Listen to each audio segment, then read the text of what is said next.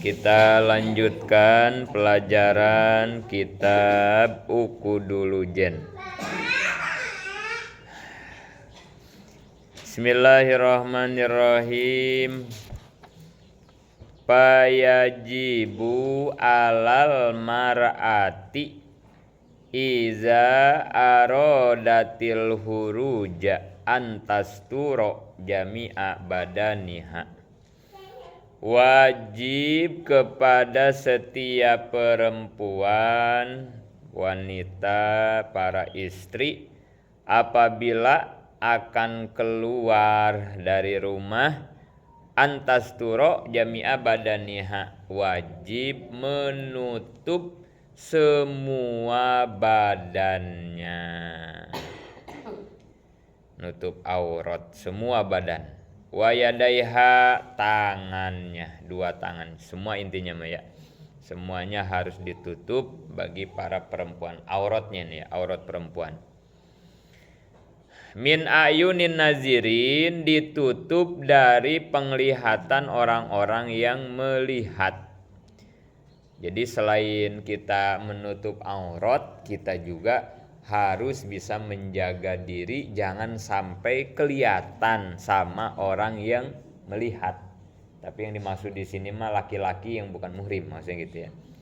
Jadi usahain nyari jalannya, jalan yang nggak banyak, nggak ada laki dah gitu. Usahain gitu ya. Usahain. Ini dalam rangka menjaga fitnah. Jangan malah disengajain ya, nyarinya yang banyak lelaki gitu ya, lewat di depannya gitu. Jadi usahainnya yang nggak ada lelaki, kalaupun ada nggak terlalu banyak gitu ya. Milih jalannya yang kayak begitu, maksudnya gitu ya. Milih jalannya. Bahkan payajibu alaiha antatanakaro ala mantazunu annahu ya'rifuha. Dan usahain juga kalau lagi keluar jangan sampai orang kenal kita. Jangan sampai tahu gitu ya, jangan sampai kenal, usahain gitu ya. Jadi make apalah gitu ya. Ya mungkin kalau sekarang ada yang make cadar mungkin gitu ya. Tapi kalaupun gak make cadar, ya jangan sampai orang tahu bahwa ini kita gitu ya. Ya gimana dah kali ini nutupinnya kali ya. Fa iza sta'zana sodikun liba liha alal bab wa laisa al ba'lu hadiron lam tastabhim.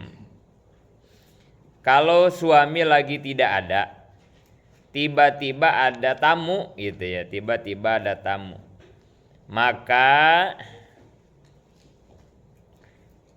kalau bisa mah gitu ya, kalau bisa mah jangan mengizinkan orang lain masuk ke dalam rumah gitu ya. Kalau suami lagi tidak ada gitu. Atau di rumah nggak ada anak laki-laki misalnya gitu ya. Jadi jangan dah, kasih tahu aja gitu, kasih paham bahwa suami saya lagi tidak ada, nggak ada anak laki-laki juga gitu. Ntar balik lagi dah kalau suami udah ada. Di belakang pintu dah paling gitu kali ya. Oh, dianya keluar. Jangan tetap. Paling kalau bisa mah kita di dalam pintu gitu ya, dia di luar gitu ya, pintunya ditutup. Kalau di depan teras sama aja itu mah ya, berarti ya kita jadi berduaan kan gitu ya. Jadi walaupun emang kadang kita nganggapnya gitu ya, kalau di teras kan nggak terlalu ini, beda sama di dalam di ruang tamu gitu. Tapi ya, sekali lagi dah ini mah bertahap karena ini berat juga dah di kebiasaan kita ya di masyarakat ya. Udah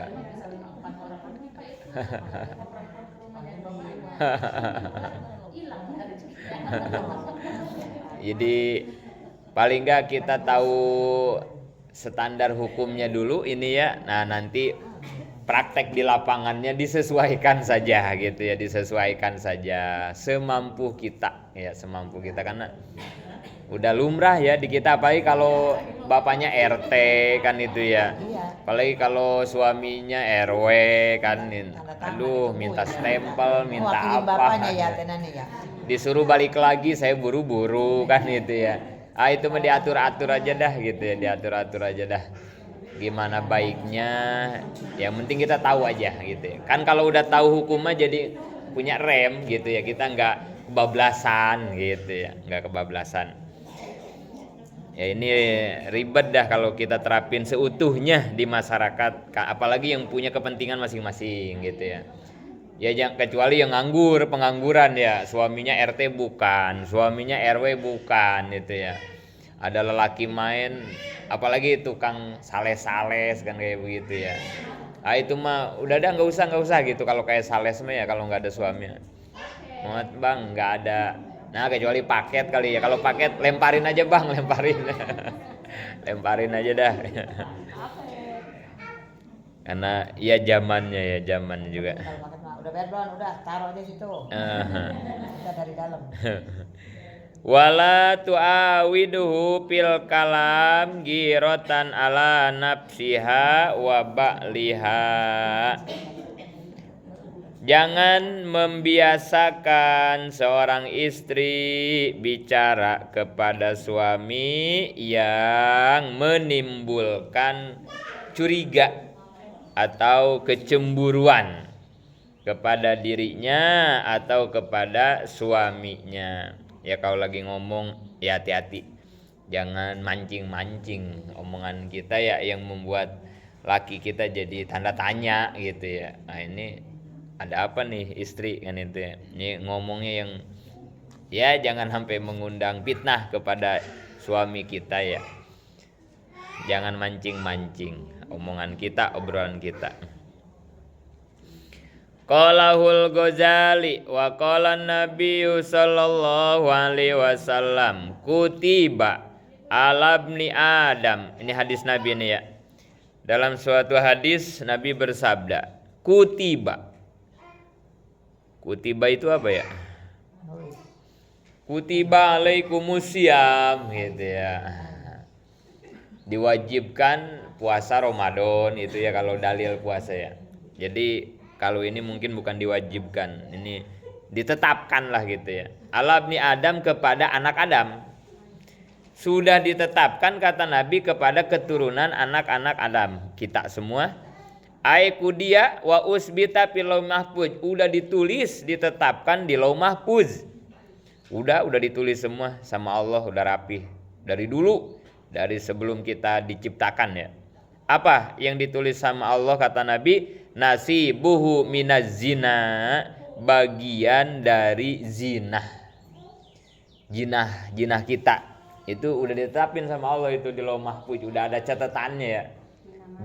Jinah kita ya, kelakuan jinah kita. La mahalata, udah nggak ragu itu, udah ada tulisannya semua tuh. Yang dimaksud jinah itu apa? Satu, jinah nih ya, kalau kata kita jinah itu apa kalau kata kita? Hubungan badan gitu ya, lelaki perempuan yang nggak nikah ya gitu ya, itu jinah sama kita disebutnya tuh ya. Nah kalau secara fikih jinah itu kan ada dua, ada jinah muhson, ada jinah goer muhson. Kalau menurut ilmu fikih gitu ya. Kalau jinah muhson, seseorang yang udah nikah halal, terus dia melakukan jinah lagi ya sama yang lain, yaitu disebutnya jinah muhson. Kalau goer muhson belum pernah nikah, berarti perjaka sama gadis gitu ya, belum pernah nikah halal, belum pernah, kemudian dia jinah, nah itu namanya goer muhson. Bedanya apa? Bedanya secara hukuman, hukuman. Ini kalau pakai hukuman di agama ini ya. Kalau yang jinah muhson yang udah pernah nikah halal itu hukumannya diranjam. Hukumannya itu ya, diranjam. Diranjam itu diapain? Dilemparin batu sampai meninggal. Ya, Itu diranjam itu ya. Tobatnya seorang penjinah muhson kalau pengen diampuni ini dosanya ya, dosa zina muhson itu harus diranjam. Diranjam. Biasanya ya prakteknya dia itu biasanya dikubur sampai leher orangnya itu ya. Ya ada juga yang diikat, ada juga yang dikubur sampai leher. Karena nanti sebetulnya yang ditimpuk batu itu adalah bagian kepala. Jangan badan, jangan kaki, jangan perut, jangan. Karena itu bakal lama meninggal ya. Tapi kalau kepala mah cepat. Insya Allah secara medis lah gitu ya, secara syariat. Karena hukum agama itu ditegakkan tetap menjaga hak asasi manusia gitu ya. Jadi tetap memanusiakan manusia walaupun ini bentuknya sedang menghukum gitu ya. Jadi nggak seenaknya, ada aturannya lagi. Jadi biasanya itu ya jadi yang ditimpuk itu kepala. Kemudian batunya itu ukurannya yang kalau kita kepal bisa gitu ya. Jadi seukuran inian kita nih, kepalan tangan kita batunya. Jangan yang terlalu kecil, jangan yang terlalu gede. Jangan diranjam pakai batu kali yang buat pondasi itu ya. Nah, itu sekali juga mati itu mah ya. Kalau sekali mati nanti dia enggak merasakan sakitnya, siksaan, enggak jadi jerak kepada yang lain kan, enggak jadi efek jerak nantinya kan gitu ya. Jadi aturan di dalam fikihnya batunya itu yang sekepelan kita dah. Jangan terlalu kecil juga. Nimpukinnya pakai batu yang buat ngecor sprit itu ya. Kapan meninggalnya itu mah ya, kan kecil itu mah kan ya, kerikil. Jangan, tapi yang seukuran ini. Timpukin, ditaruh di lapang. Wah, ini serem udah ini ya kalau sampai dipraktekin mah ya. Waduh. Dan itu aturan agama yang bisa menebus, mengkiparati dosa zina. Saking berat-beratnya dosa zina. Taubatnya juga berat. Dan itu sampai meninggal, ditimpukin tuh sampai meninggal. Kalau belum meninggal mah terus aja timpukinnya. Wah, nggak kebayang ya kayak apa sakitnya. Dan masalah perzinahan ini karena hukumnya berat, maka nanti dalam pengadilan didakwanya, dituduhnya ini juga nggak boleh main-main perzinahan mah ya. Nggak bisa sembarangan ini perzinahan mah. Salah satunya harus ada saksi laki-laki 2. Kalau perempuan 4. Yang berat lagi nih saksinya, nggak boleh cuman ngelihat dia masuk kamar berduaan. Nggak boleh gitu doang tuh saksinya tuh. Harus ngelihat, ngelakuinnya gitu ya. Ini yang berat saksi perzinahan ini ya. Jadi harus ada saksi, nggak boleh nuduh sembarangan. Saksinya harus ngeliat dia hubungan badan gitu. Nggak boleh saya ngeliat tuh tadi malam dia masuk tuh ke rumah janda gitu saya. Tapi gitu doang, ngeliat gitu doang, nggak ngeliat. Nah itu nggak boleh, itu nggak diterima itu model kayak begitu mah ya. Jadi berat. Makanya ya susah ya, mana ada orang yang ngeliat hubungan badan ya, kecuali di kebun kali ya, di kebun, di hutan. Ya kepergok kali gitu ya. Nah mungkin itu mah ya. Tapi kalau yang kayak di hotel, itu mah susah, itu mah susah. Nah makanya ini mah sebetulnya hukum ini sama agama diadakan nanti jatuh-jatuhnya ujung-ujungnya adalah kesadaran. Karena di zaman Nabi juga kasus seperti ini langka banget. Yang ada apa? Yang ada itu adalah kesadaran dari pelakunya. Bilang ke Kangjeng Nabi, ya Rasul, saya sudah melakukan jinah. Nah itu pun Nabi nggak langsung, udah ranjam, enggak. Ditanya dulu, benar kamu yakin jinah? Nah gitu, dipastikan dulu. Kalau benar ya Rasul, nah ini kan udah dari kesadaran ya, bahwa memang pengen taubat. Karena kan kalau nggak begini nggak diampunin ini, dosa ini nggak diampunin. Nggak ada lagi cara taubat jinah mah kecuali dengan diranjam. Nggak bisa, mau dia sholat taubat, mau dia nangis, mau istighfar 1.000.000 kali, nggak bisa. Terus kalau sekarang gimana ini? Kan nggak ada fasilitasnya sekarang mah ya, nggak ada. Bahkan di antara hukuman paling ringan ya di Indonesia hukuman perzinahan, ya Allah ya. paling ringannya ya hukuman di Indonesia. Padahal kalau dalam agama zina ini termasuknya kan dosa besar, hukumannya juga diranjam apa mati. Tapi kalau di negara kita, apalagi katanya kalau suka sama suka nggak ada hukumannya. Itu ya yang suka pada jajan-jajan itu malam-malam itu ya, supir-supir atau ya laki-laki kayak begituan tuh ya, yang suka ke hotel, ke warung remang-remang, itu nggak bisa dihukum sama negara, nggak bisa. Karena nanti ketika dia dipanggil kan dua-duanya emang suka mau gitu ya, apalagi kalau sama PSK kan gitu ya, PSK mah kan dibayar kan gitu ya. Nah itu secara hukum negaranya nggak bisa dihukum itu. Jadi yang dihukum mah kalau kayak perkosaan kali begitu ya. Terus umurnya juga yang parah mah kalau di bawah umur 18 tahun ke atas. Tapi kalau udah 18 tahun ke atas mah kalaupun diperkosa paling setahun hukumannya juga udah gitu.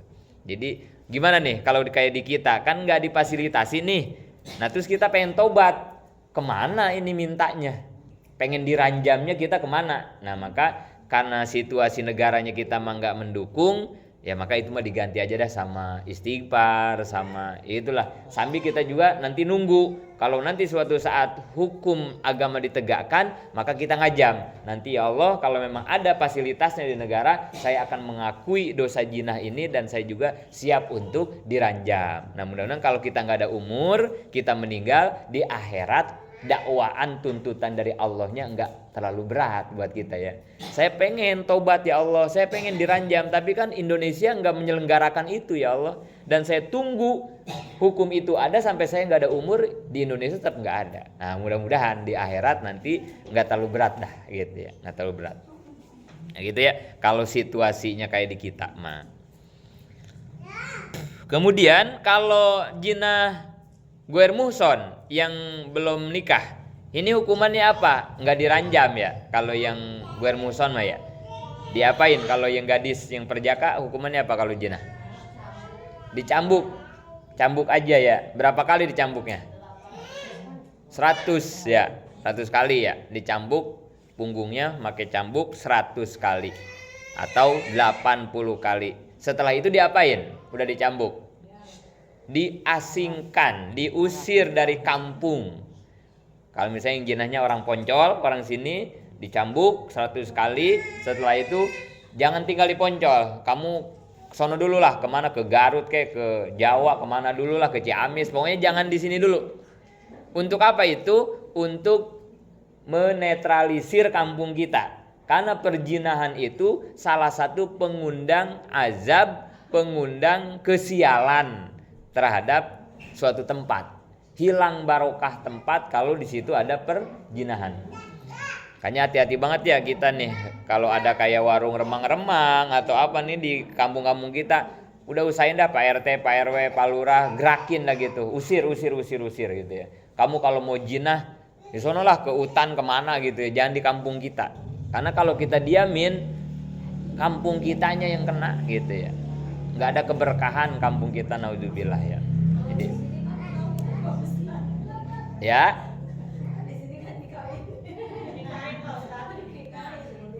iya bagus ya, memang orang yang jinah itu harus nikahnya sama yang jinah ya, itu bagus, emang harus begitu mereka. Kalau yang jinah tuh nikahin, tapi tetap harus kalau dicambuk kan kita belum ada di sini ya nggak apa-apa, paling nggak jangan diem dulu di sini ya, setahun itu ya, diasingkannya tuh setahun. Bukan selamanya, bukan 1 tahun aja untuk membawa kesialan jinah dia ke mana aja dulu. Nanti udah setahun kalau mau balik lagi ke Poncol boleh gitu ya. Setahun diasingkan ya, supaya kampung kita nggak kena azab lah, nggak kena sialnya gitu ya. Dinikahin memang harus ya, yang nikah mah itu harus dinikahin sama yang jinah, nikahnya sama yang jinah lagi gitu ya. Dan tidak ada idah ya, yang jinah mah ya, hati-hati nih. Nggak ada idah, dia mah nggak ada idah.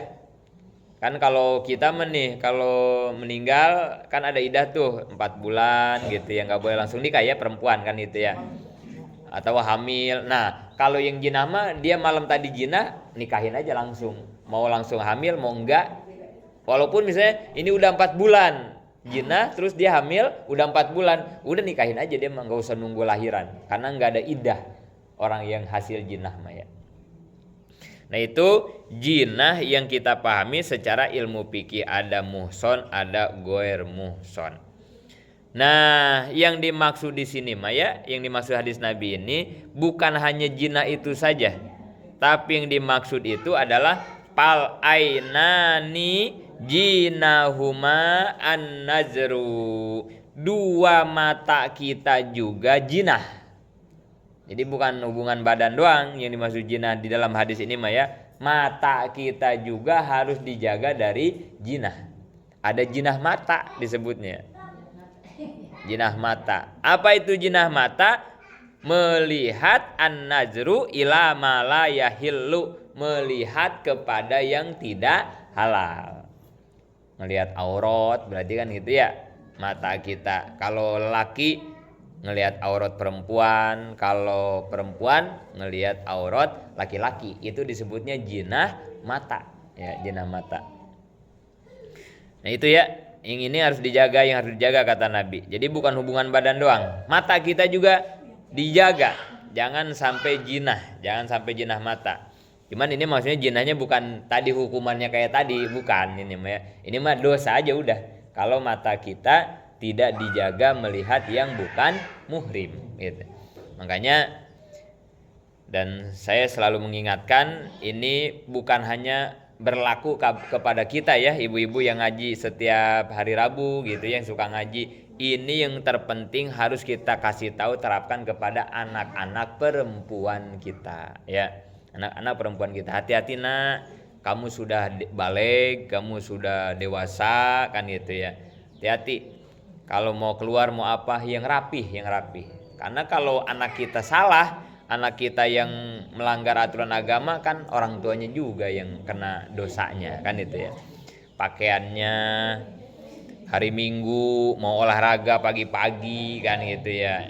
Dikasih tahu nak pakaiannya nak, jangan yang bagus, yang jangan sampai kamu nanti ada laki-laki melihat yang itu malah menjadi jinah mata kan gitu ya. Jangan begini, wah itu mah lelakinya aja yang dosa gitu ya, sama aja ya. Si perempuannya juga yang membuka aurat untuk dilihat oleh laki-laki dosa. Termasuk hadis Nabi, banyak orang yang berpakaian tetapi hakikatnya dia telanjang. Ada hadis begitu kan ya. Orang di akhir zaman banyak berpakaian tapi sebetulnya dia telanjang. Yang dimaksud pakaian di sini pakaian yang ngetat ya. Celana apa itu? Legging ya Allah ya. Enggak legging yang ibu-ibu kan, ada legging ibu-ibu kan itu ya. Yang suka senam di depan Indomaret itu kan ya, yang pada senam-senam hari Minggu pagi ibu-ibu ya. Celananya rata-rata kan kalau enggak legging itu apa tuh? Celana yang buat olahraga itu training. Tapi tetap aja training juga nyeplak juga. Yang maksud nyeplak itu bentuk tubuh si perempuan itu kelihatan gitu ya. Bentuknya itu disebutnya, yang disebut berpakaian tapi telanjang kata Nabi itu. Beda kan sama ibu-ibu. Siapa yang tahu ini bentuk badannya ibu-ibu dengan pakaian kayak begini kan gitu ya. Nggak bisa kelihatan kan ini mah ya dengan pakaian begini. Tapi kalau orang-orang senam, orang-orang olahraga, aduh ya. Dia berpakaian juga pakaian, nah itu. Dia lelaki itu melihat seperti itu jadi jinah kan ya. Si lelakinya ya jadi jinah. Si perempuannya membuka kesempatan untuk orang berzina. Jadi sama dosanya ya. Nah ini jadi lagi-lagi cucu kita, menantu kita. Kalau senamnya ngumpet gitu.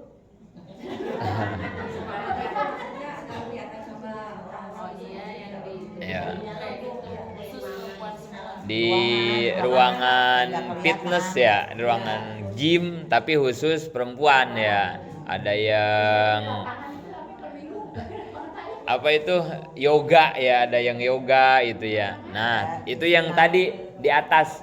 Jadi usahain kalau kita mau keluar nih para perempuan, hindari dari penglihatan laki-laki. Usahain laki-laki nggak kenal sama kita. Artinya kalau kita bisa melakukan itu jadi nggak haram, jadi nggak dosa kan, karena yang dosa itu apabila kita jadi dilihat gitu ya. Kalau kayak di tempat khusus kayak tadi makan gitu ya, karena kan aurat sesama perempuan sama aurat perempuan ke lelaki beda ya. Kalau perempuan dan lelaki semua badan auratnya, tapi kalau perempuan sama perempuan kan kayak lelaki auratnya ya.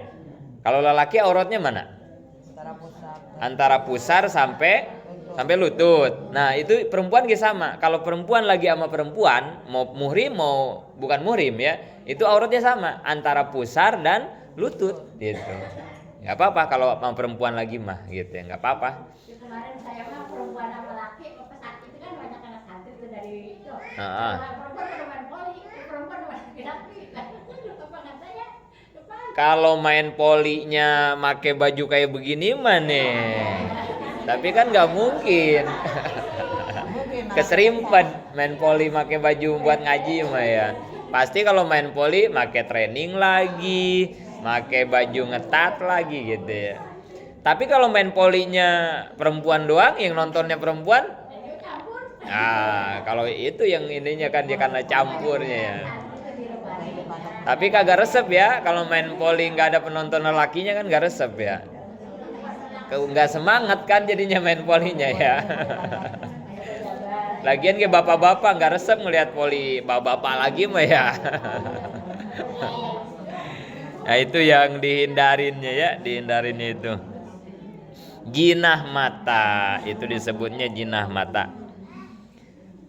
Termasuk ya yang jadi PR berat kita hari ini ya, di zaman ini nih sekarang, film-film dewasa itu ya. Nah, itu mah udah jelas ya, anak kita nonton film-film kayak begitu ya, jangan anak kita lah yang pada tua juga masih pada bader kan ya, tapi ya nonton kayak begitu apapun alasannya kan gitu ya. Wah, suami istri kan gitu ya, udah apa aja alasannya, itu zina itu ya.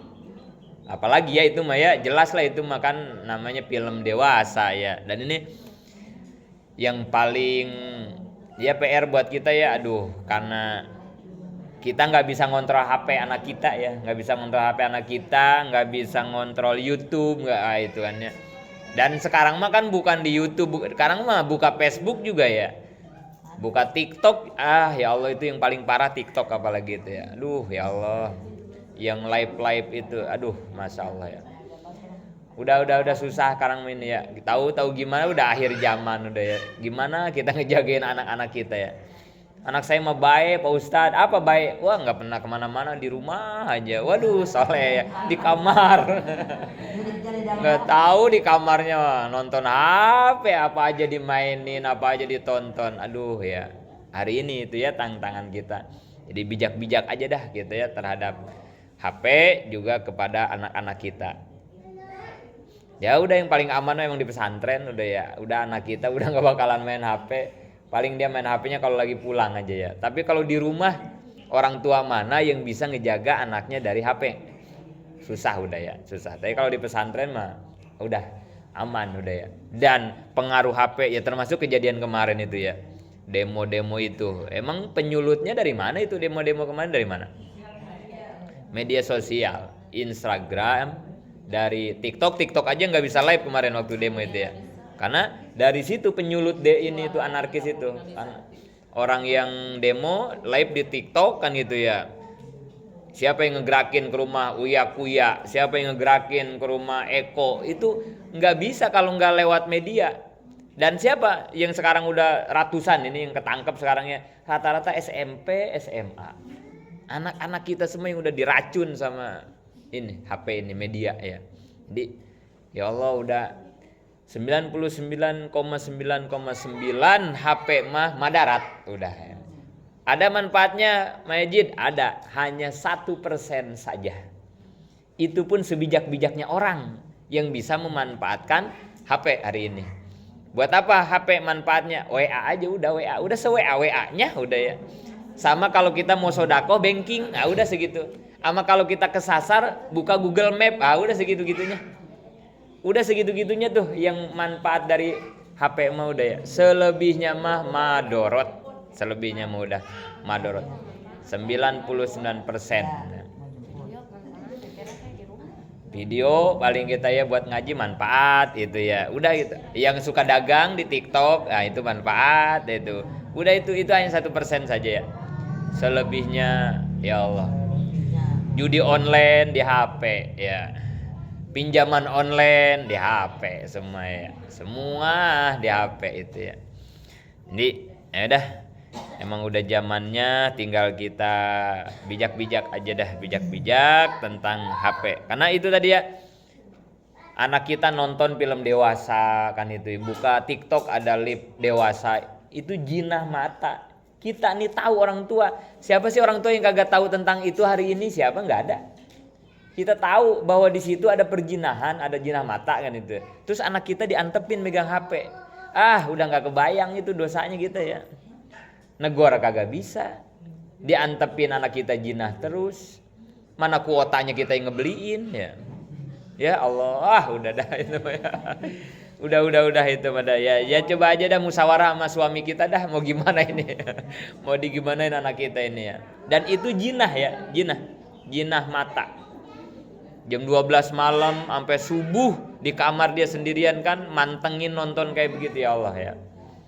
Nah nanti kalau udah kecanduan kan, kalau kata orang-orang psikiater, orang-orang yang suka iniin masalah pikiran orang itu kalau udah ngelihat kayak begitu tuh porno kayak begitu ya, film-film dewasa, maka 1/3 sudah nggak normal akalnya itu ya. Orang tuh kalau udah nggak normal 1/3 otaknya itu udah nggak normal kalau orang suka ngelihat yang mesum-mesum itu film-film kayak begitu, itu udah nggak normal. Maka wajar ya kelakuan anak-anak sekarang udah nggak pada wajar gitu ya, karena emang udah pada gila semua gitu. Yang bikin gila otak anak kita apa? Dari nonton tadi film dewasa porno, kemudian belum narkoba kan begitu ya. Jangan bedah ya Allah gitu ya. Ini PR dan tanggung jawab buat kita semua ya. Wal uzunani zinahuma al istima. Kemudian juga yang dimaksud jinah di sini adalah 2 telinga. Ada jinah kuping, jinah juga ya kuping kita ya. Apa yang dimaksud jinah kuping? Ya mendengarkan sesuatu yang bukan diperintah atau sesuatu yang diharamkan oleh agama. Nah itu jinah kuping ya, disebutnya jinah kuping itu ya, jinah kuping. Kayak apa contohnya jinah kuping? Mendengarkan sesuatu yang dilarang oleh agama, kayak apa? Kayak apa ya contohnya coba? Ngedengerin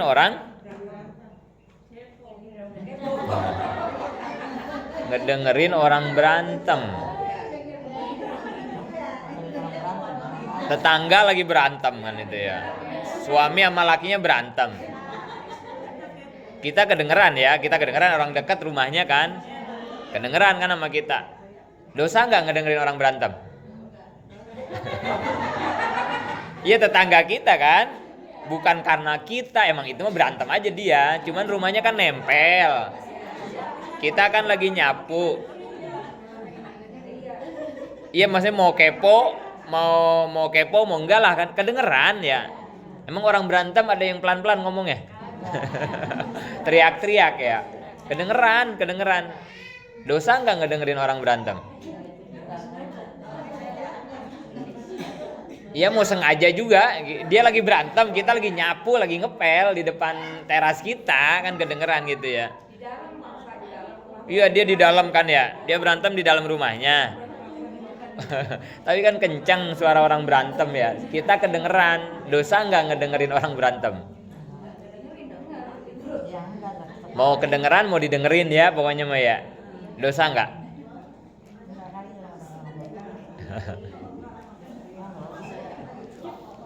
Yang dosa mah berantemnya.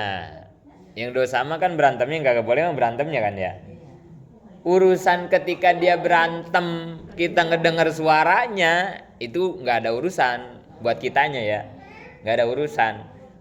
Yang dosa mah berantemnya. Urusan kita ngelihat dia berantem, bukan jinah mata juga ya. Ngelihat orang berantem kan itu ya. Ya dia lagi berantem kita ngelihat kan itu ya.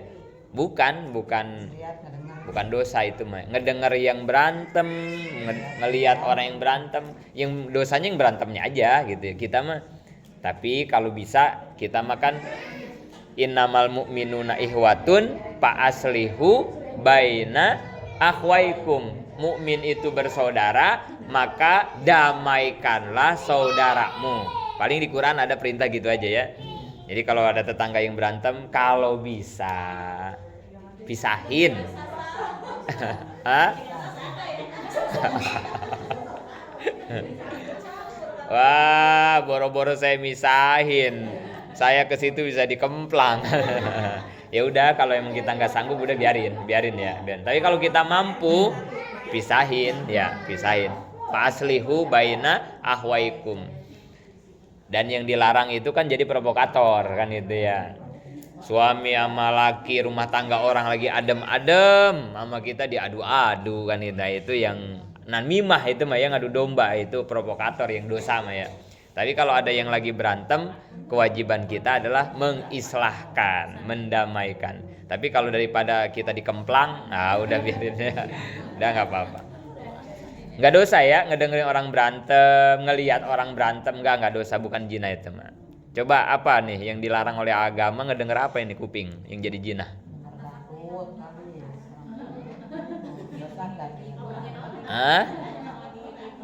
Nah itu yang paling pas mah ya, ngedengerin orang lagi ngegibah, itu yang paling pas itu ya.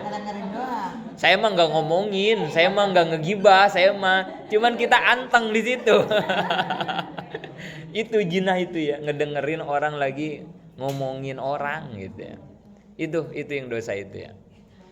Nggak ngomongin, kita mah di situ ngedengerin aja.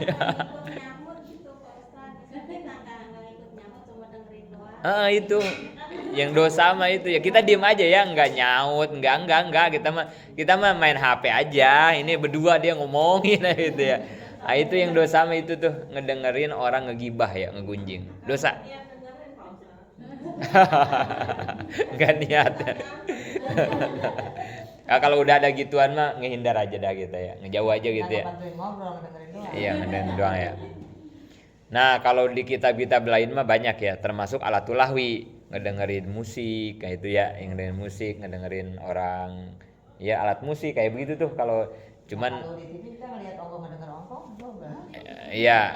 Nah, kalau tapi ini udah ranahnya tasawuf itu ya. Ada juga kan yang bilang ya sepanjang nyanyiannya, alat musiknya tidak membawa kita menjadi joget-joget, mabok-mabok, itu nggak apa-apa katanya. Apalagi kalau dengan musik malah kita jadi lebih rileks gitu ya. Kita lagi puyeng nih, lagi banyak masalah gitu ya. Terus ada musik tuh kita jadi enak gitu ya.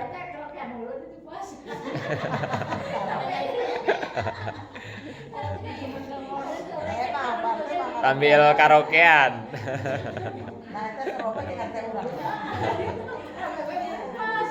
Jadi ada yang bilang semacam itu. Tapi kalau kayak karaokean dalam rumah, karaokean ya karaokeannya di dalam rumah dan sama TV. pakai handsfree misalnya. Tapi ada yang bilang begitu ya, kalau memang itu membuat kita hati jadi tenang gitu ya, kita lagi ada masalah gitu jadi agak nggak apa-apa itu ngedengerin musik, ngedengerin lagu-lagu. Tapi sebagian ulama tasawuf ada yang bilang jangan, itu termasuknya haram alat musik. Ini mah gimana ininya kita ada enaknya gitu ya. Bahkan katanya kalau dengan musik bisa mengingatkan Allah, jadi zikir tuh lebih enak gitu ya kalau pakai musik gitu ya. Itu nggak apa-apa itu katanya, pakai aja musik gitu, pakai piano apa suling apa kita jadi ingat Allah gitu ya. Terus kalau baca sholawat kalau nggak pakai itu band kepret misalkan gitu ya, kurang ini nih, maka itu nggak apa-apa itu. Tapi kalau band kepret memang boleh itu mah ya, itu mah kan boleh band kepret. Kalau di saya kan maaf ya, kalau di rumah saya kan emang nggak boleh sama sekali ya. Istilahnya kalau misalkan kayak baca maulid rawi itu ya baca maulid rawi, jangan di nadanya jangan diganti dengan kayak dangdut gitu. Tapi kalau di sini saya ya suka main qasidah terus nyanyi. Iya, alat musik itu yang kata agama yang dibolehin yang ada di hadis cuman band kepret doang sebetulnya. Iya. itu apa? Rebana itu ya. Rebana, marawis, hadroh itu ya. Iya. Kalau kayak suling, gitar, piano, drum itu mah semua sebetulnya ada yang mengharamkan ya, ada yang mengharamkan. Kayak kalau yang pengen aman mah itu rebana itu sama hadroh gitu ya. Nah, sambil sambil sholawatan kan gitu ya. Tapi Tergantung dari itunya ya Pak, apa terbuat dari kulit apa aja itu. Enggak. Artinya ada yang haram juga. pokoknya kalau kulit apa aja halal gitu ya. Cuman tadi ya, lagi-lagi ini ranahnya ranah fikih, hukum. Nanti kalau orang yang apik banget, rebana juga haram, rebana kita tetap yang apik banget gitu ya. Jadi ya udah kita saling menghargai aja. Kalau emang dia nggak boleh ya udah biarin, kita jangan main dekat-dekat dia, jangan main di musola dia kan gitu ya.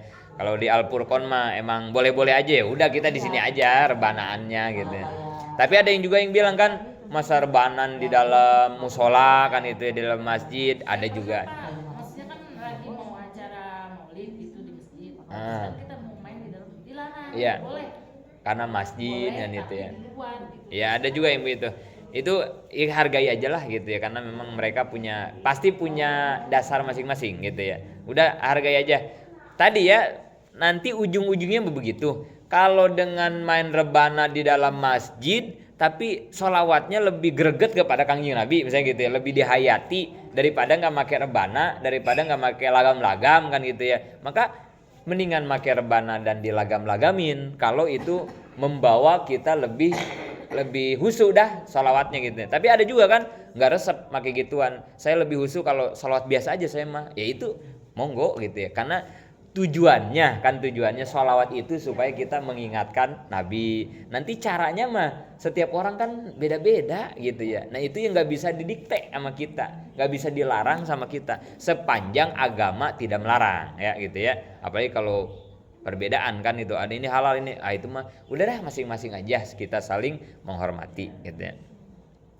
Itu ya jinah mata mah yang paling jinah telinga mah yang paling gampang itu aja deh ya, ngedengerin orang ngegibah gitu ya, atau orang ngomongin ya apa maki-maki orang gitu. Nah itu kayak begitu dah, itu termasuk jinah telinga. Sampai di situ nanti kita lanjutkan walisanu jinahul kalam. Nanti ada jinah-jinah yang lain. Mudah-mudahan manfaat, amin ya Allah.